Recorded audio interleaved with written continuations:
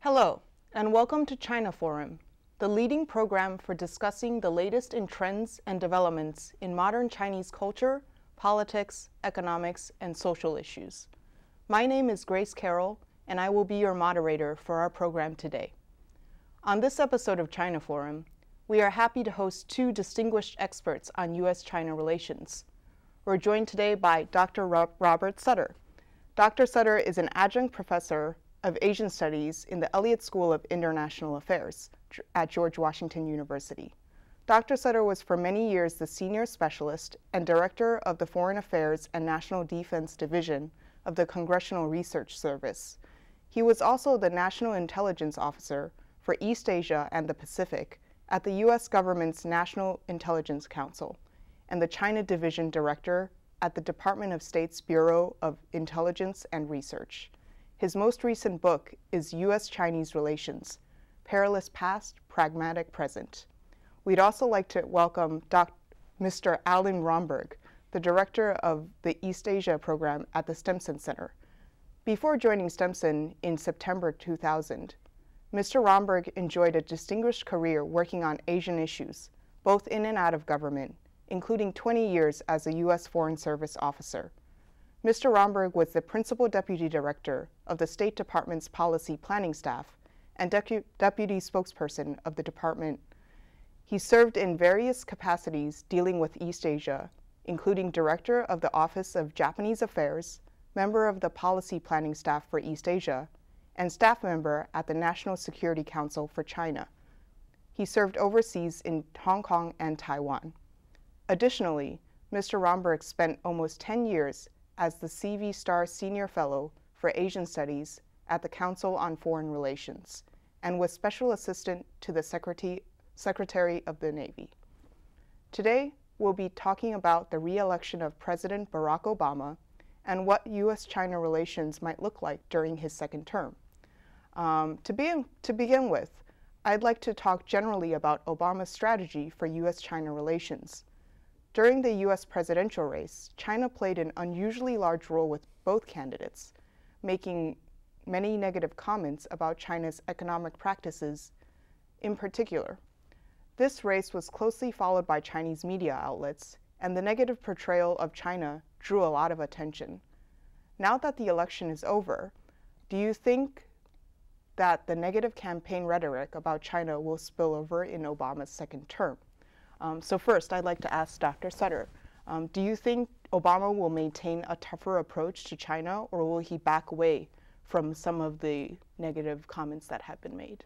My view of Mr. Obama's actions toward China is that he's not tough.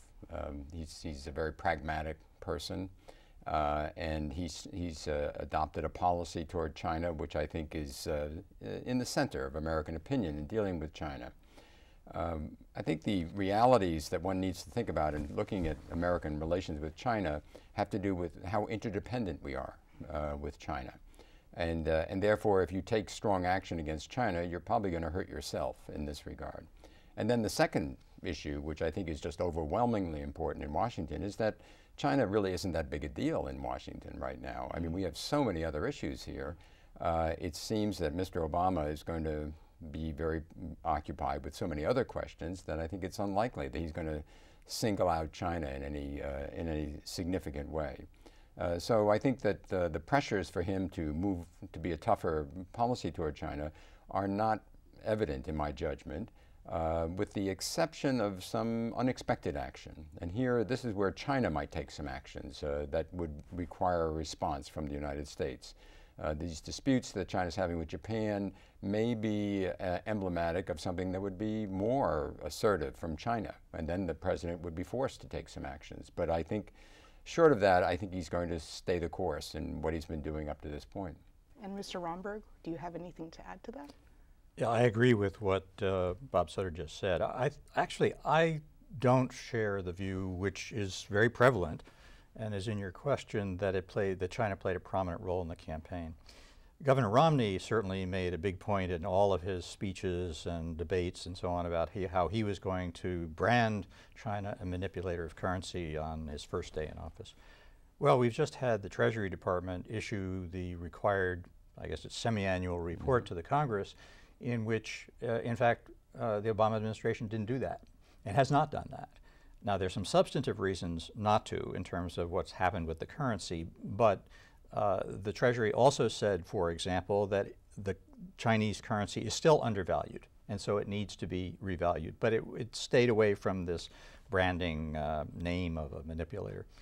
I think the President took a number of trade actions during the course of his term, including this first term, including in the last year, which may have had some political motivation, but basically I think were quite justified in many respects. So I would agree the characterization of him as being tough is not really quite on point. I think he has a responsibility to try to make the playing field as level as possible, to use that cliche. And I think he takes that very seriously. But I totally agree that the relationship between U.S. and China overall, not just economically, is really quite vital to both countries. And so while we could end up at loggerheads over one issue or another, and I think that the problems that China, I think, is contributing to currently in the East China Sea with Japan and in the South China Sea with some other claimants to disputed islands, could lead to the U.S. and China having some difficult moments. And I don't think we should downplay that. But I don't think the goal of the administration is going to be to appear tough. I think the characterization of the administration, of the President, as somebody who wants to get results, being very pragmatic, is absolutely on target. Okay, I think both of you brought up this point that there are so many bigger issues that need to be tackled domestically that the administration is much more likely to be focused on that. So with that in mind, let's look back at the first term, where I think President Obama found that he could not make progress on a wide range of issues. As he starts his second term, what are the key issues that you think he will seek to tackle, and what role will China play in some of those decisions? I guess, Mr. Romberg. Okay. I think that economic issues, whether they be creating jobs here at home in a very direct way or trying to continue to rebalance the international financial system and so on, that clearly is going to be the realm in which he's going to be spending a lot of his time. And I think that there is a sense that China, in fact, has been cooperative through the G20 process and in other ways because they have a stake in our success. It may be the case that people in China at one point believed that the U.S. was in fact in decline. I don't think that's true anymore. So I think that they really are going to try to be as cooperative as they can in their own interest, not because they're any nicer to us than we are to them for philosophical reasons. So that's one set of issues, and I think it'll be very important that we try and get some of these issues between us in terms of fairness and openness and so on and so forth done. I do think the Chinese have got a long way to go in terms of reforming their own economy to really make that work well, but in any case, I think that's going to be a focus. Internationally, I think unfortunately, in a certain way, we have some of the same issues still on the table. We have North Korea, which I think could become quite a problem. We've seen signs that North Korea is preparing to launch a long-range missile. And I think that there is no sign that they're going to back off of these kinds of activities. And that could put us at loggerheads with China to some extent, because they have been a protector and a supporter of North Korea, not because they love North Korea, but because it's in their strategic interest to maintain that regime or that country sitting there. Iran, China has been cooperative up to a point, and we'll see what happens. If it gets to be a very dicey situation with the potential for war, I don't know where we're going to end up with China. But I think they do see some benefit to themselves from maintaining stability there. So, but these are all going to be very difficult issues. And I think that the President is not going to have the option of ignoring those kinds of, say, foreign policy, national security issues, and the need for cooperation with China as he works on the economic and financial side. He's got to do it all. And so I think that working with China to the best of our ability is going to be a pretty high priority for the administration, even if a lot of people don't see that connection. Dr. Just Sutter. one point I agree with what Alan said. One point that to reinforce that, I think, is the rhetoric I'm seeing coming from the administration emphasizes more that China should do more. China has a lot of capability, and it doesn't do much other than help China. And they have this win-win concept that makes them cooperate only insofar as it benefits China in a very narrow win-set sort of way. And the Obama government seems to be pushing them to do more. And this means commitments, this means expenditures, this means risk. In international affairs. And the Chinese have been very reluctant to do this. And so this will be a tough one to persuade them that it's in their interest to sustain this system that the United States leads in a way that's very beneficial for China, but yet they don't do much apart from what's very beneficial for China. And they do some things that are very negative for the system. And one issue that I think will come up more this coming year than in the past is cybersecurity. I think the Chinese have been seen by very senior officials in the U.S. government in oblique statements. It's a bit ambiguous yet, as being overwhelming cheaters in this regard, stealing property of American businesses and other businesses as they try to advance themselves through illicit means. This is against the rules. The Americans will want the Chinese to stop doing that and to make the commitment to be responsible on these kinds of issues. And are they going to punish them if they don't? I don't think so. But the idea of some sort of a joint effort where China would actually take steps to really stop this kind of behavior, I think would be, and behavior like this, that's very complicating for the international system, is something that the U.S. government seems to be expecting of China. And so I think we'll see more emphasis on that. Okay, that's actually a great point. With that in mind, I actually have some questions about the second term possible nomination of Susan Rice as the Secretary of State. Mm-hmm. During Secretary Clinton and Secretary Geithner's terms, they have been very involved with China through a variety of issues, acting as co-leaders for the strategic and economic dialogue with China. Will their planned departures impact the ability of America and China to honestly engage on these top security and economic issues? How do you see Susan Rice as Secretary Clinton's potential replacement? What role do you think she will take on? It's a very good question. Of course, the controversy about Ambassador Rice is such that it's hard to be sure that this is going to be the nominee. Mm-hmm. But if she were the nominee and there's a change in leadership, and there will be a change in leadership for sure in the State Department and the Defense Department and in the Treasury Department, this will change the actors. The Chinese are changing actors on their side too, and so the new team will have to get together and build relationships. This will, I think, develop over time. I'm not too concerned about this because I think the policy is in the hands of the president in many respects. He's a very unusual president in a way. He seems to immerse himself into the policy. He seems to understand the policy. He seems to use the interagency process to really become very up to speed on these issues. And of course, questions like this always remind me of being someone who was a careerist in government, that there are armies of people who are careerists managing these policies, and so they also play a positive role. And my sense is the direction is fairly clear and the president's guidance is pretty clear. And so, yes, it would be useful to have friendships and good relationships, and that will be a gap on both the Chinese side and the U.S. side, but I think it will be bridged fairly quickly. I agree with that, and particularly that the president is in charge of his China policy overall. He obviously can't do that on a day-to-day basis, however. And I would argue that people do matter. And so it isn't just a matter of who's the Secretary of State, though that is a very important role, obviously, as is the Secretary of Defense, Secretary of Treasury, and what sort of life experience, what attitudes, what assumptions they bring to their office, but also the people below them who are doing this, not just the careerists, but the political appointees at the assistant secretary or undersecretary level.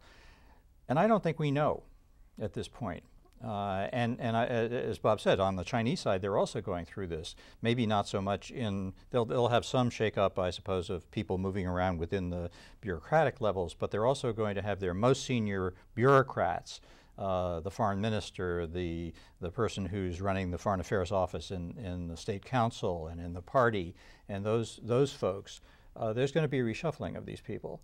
And I think not only do their own experiences come into play, but the, if you will, the chemistry, both internally and then in this case with American counterparts, is going to matter a lot. And while I do think national interest drives a lot of this, and probably most of it, I wouldn't downplay too much the importance of how individuals can matter. How much energy will a particular senior official put into trying to push for an outcome, for example?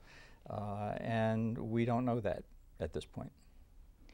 That's actually a really great point. I mean, we can see, for example, in Myanmar, in Burma, where last November we had Secretary Clinton visit, and then this past month we saw President Obama visit Myanmar as well as Cambodia, two countries that he or any other president has never been to. So my question is, all of this seems to be concentrated on this policy of pivoting towards Asia to engage the Asia Pacific and East Asian region in more ways and with more parties. So do you see any actions in the next year that you would like the administration engage in particular, any issues that you think they should be tackling?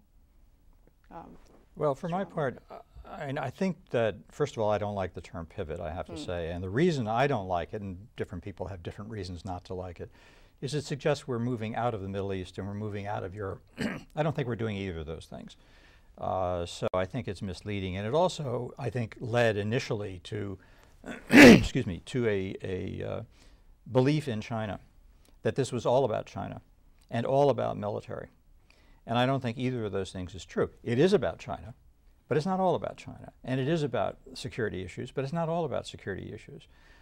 So I think that it's going to be important as the new second term comes into being, to put some emphasis on explaining this policy and carrying out this policy in a way which both shows our determination to be more active. I mean, you know, we're back in Asia, we'll know we never quite left, right?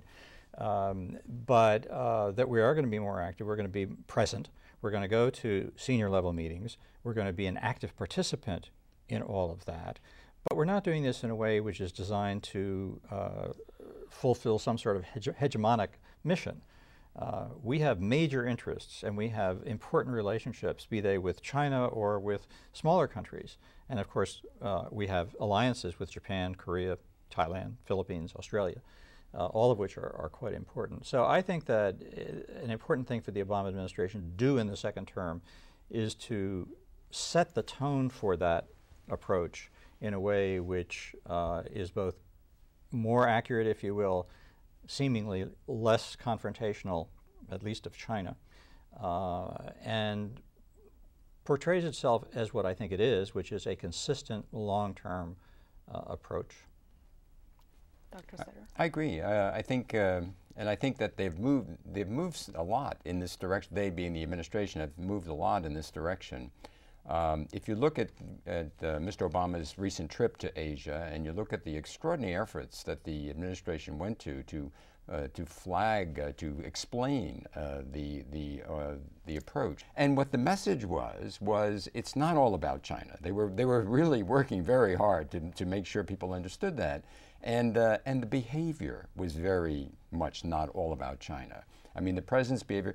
For example, the media was often portraying this as the U.S. countering China's assertiveness in the South China Sea and the East China Sea, and yet the actions of the president were very small in that regard. I'm still searching for them, actually. I haven't found them. Whereas he's talking about trade, he's talking about being present, he's listening. And this is something that I think the countries in the region want, and they don't want it, this is apart from China, And of course, China would much prefer this as well. And so it's just what Ellen said. It's trying to be a good participant in the region, steady commitment, building relationships on political grounds, on economic grounds, as well as security grounds. And I think that's an ongoing process. And so I think that the president's trip, I think, sets a good example for this sort of approach. And I'm pretty optimistic that it's going to continue. I guess the one caveat I would have here, of course, Mr. Romney wouldn't have liked this. This is leading from behind, and he doesn't like to lead. He didn't like to lead by behind, and he represents a lot of Americans. They don't like to lead from behind. And so if the Chinese are being assertive in the region, some Americans were going to say, well, what are we doing about that? And you say, well, we're going to these meetings. Well, what are you doing at the meetings? Well, you don't have a lot to show for it. It's very hard to get concrete results. And so, so I'm a little concerned about that, but I think that on the whole, I think the president's approach is what Alan said, and I think that's eminently sustainable. Whether it will meet the needs of Americans who are concerned about protecting interests that the U.S. has vis-a-vis an assertive China is another question in my mind. Okay. Actually, that also brings up another interesting point. There's the public perception versus the policy. So how do you think the president and his new cabinet can engage the American public in a way to persuade them that this is their policy, that they are trying to play a long game, so to speak, and to build those relationships with their Chinese counterparts so that there can be more engagement and more cooperation in the future? Is there anything that they could do domestically to instill that sense? Well, the bottom line, I think, domestically is to show how this brings jobs to the United States. How does it, do U.S. exports increase, and to the Asia-Pacific region, does it really show its importance as this vibrant economic center for the U.S. economy and the U.S. working class, middle class, working class people? I think that's going to be very important, and I'm hopeful about that, but I don't know. That one's the expanding U.S. exports is probably likely. It's certainly the most dynamic large area in the world economically, so you don't want to be away from it. You don't want to be out of it. You need to be part of it. But is it going to meet the expectations that have been raised of big growth in American exports to this part of the world? I'm not sure about that, and I think, but that's how I think you get people's attention. Unless there's a big controversy in the region, and there isn't really one right now, then I don't think the American public are going to be very engaged in this. I think it's going to be much more elites and interest groups and others that will be much more concerned rather than the public at large. But the economics of it is very important for the public, it seems to me. I think that's right. I do think, though, going back to Bob's previous answer, that if it looks as though U.S. strategic interests are being somehow disadvantaged, challenged, then I think that in addition to the behaviors we're talking about now, that the administration is going to need, in a subtle, if you will, nuanced way, without looking like a bully or a hegemon or whatever, to make it clear that we are going to stand up for our interests. For example, right now I would say China is looking as though it is sort of pushing its way around in South China Sea, the East China Sea. Got some disputes with Korea, although I think Korea's new administration is going to reach out more to China, for example. But if it turns out that this has really got some very strong national security implications, and it is continuing without abatement on the part of the Chinese, then I think that the administration is probably going to, both for its own reasons and because it will come under pressure from some of these interest groups, elites and so on, if not from a broader public, going to have to stand up for U.S. interests. It's not easy at the one hand to really try and have a cooperative relationship, which absolutely is an administration priority for China. But at the same time make it clear that we're not going to just simply stand by and have our interests degraded in some fashion. So if that happens, and we'll see, but right now I would argue that the situation in the East China Sea is disturbing. And we'll see how that proceeds. And I have no idea what the impact of a new leadership in China itself is going to mean for this. Presumably at some point it will matter.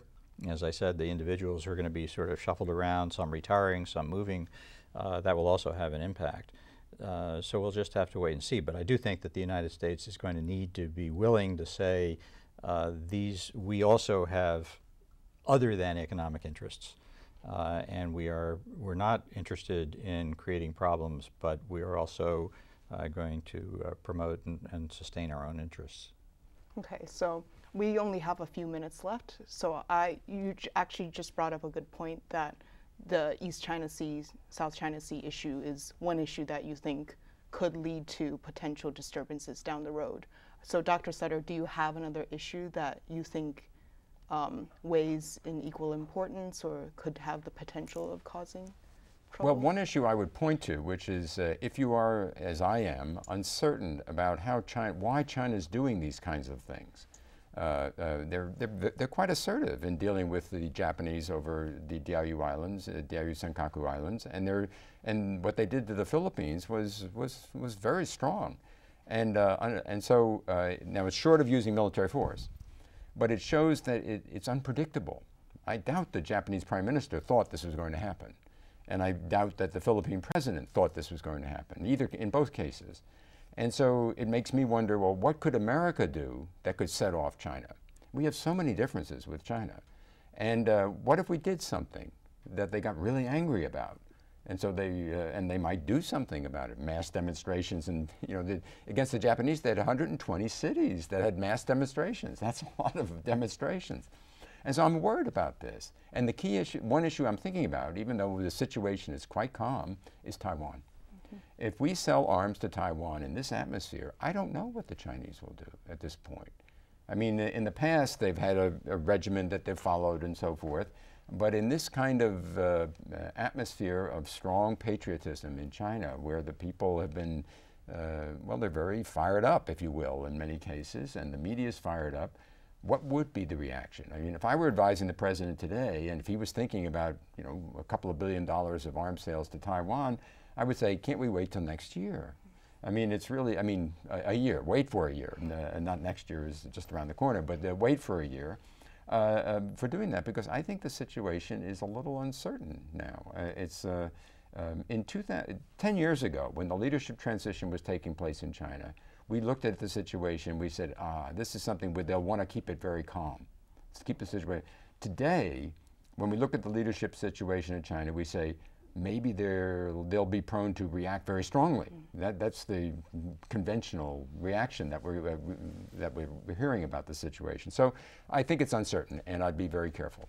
Okay, well, that certainly leaves us with something to think about, and we hope that the administration will be able to engage these issues in a positive way. So I want to thank our guests for joining us today. That's all the time we have. So again, Dr. Sutter, Mr. Romberg, thank you for joining me, and we look forward to seeing you on the next episode of China Forum.